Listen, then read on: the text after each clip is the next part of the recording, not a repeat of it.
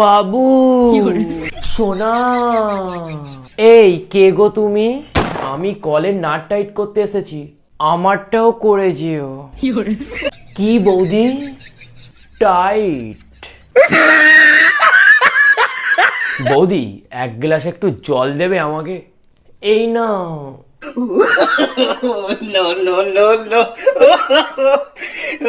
ও বৌদি পড়ে গেল তো। কি জল? আমার তো পড়েই না তোমার দাদার জন্য। আমার জীবনে খুব কষ্ট জানো, এমন একটা মালকে বিয়ে করেছি, রাত হলেই শুধু বলে ঘুমাও। এই যৌবন কার জন্য বানিয়েছি? বৌদি আমার জন্য, আমার। আমি তোমার সব টাইট করে দেবো বৌদি। অধেত নটি। উফ, তোমার দাদা সবসময় না বিছানাগুলোকে শুধু হুড়িয়ে রাখে আর আমার ঠিক করতে হয়। আমার তো সব কিছুই হুড়িয়ে যাচ্ছে। তা দাও না হুড়িয়ে, বসে আছো কি মারাতে? না, দাদা যদি জানতে পারে আমার টাকা দেবে না। দাদা বলেছে বাড়ি গিয়ে কলের নাট টাইট করতে। তুমি তো দেখছি পুরো সতী সাবিত্রী।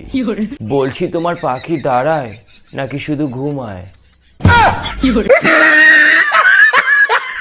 একটা ঘরে তুমি আর আমি, দাদা বাড়িতে নেই, আর আমি একটা পরপুরুষের সাথে এতক্ষণ গল্প করছি। তোমার এটা বোঝা উচিত ছিল আমি চাইছি, তুমি দাও, কিন্তু তুমি কেলানির মতন বসে আছো এখানে। বলছি দাদা একটু বাথরুমটা দেখবেন তো, কেমন করে না জল পড়ে, আবার মাঝপথে আবার আটকেও যায়। হ্যাঁ হ্যাঁ আমি দেখছি। আমাকে নয়, বাথরুমকে দেখতে বলেছি। আর আমার কলের জলের মুখ অত সহজে তুমি আটকাতে পারবে না গো, তুমি যতই কলের মিস্ত্রি হও না কেন। তোমার দাদাই আজও পর্যন্ত আটকাতে পারলো না, তা তুমি তো কোন বাচ্চা ছেলে।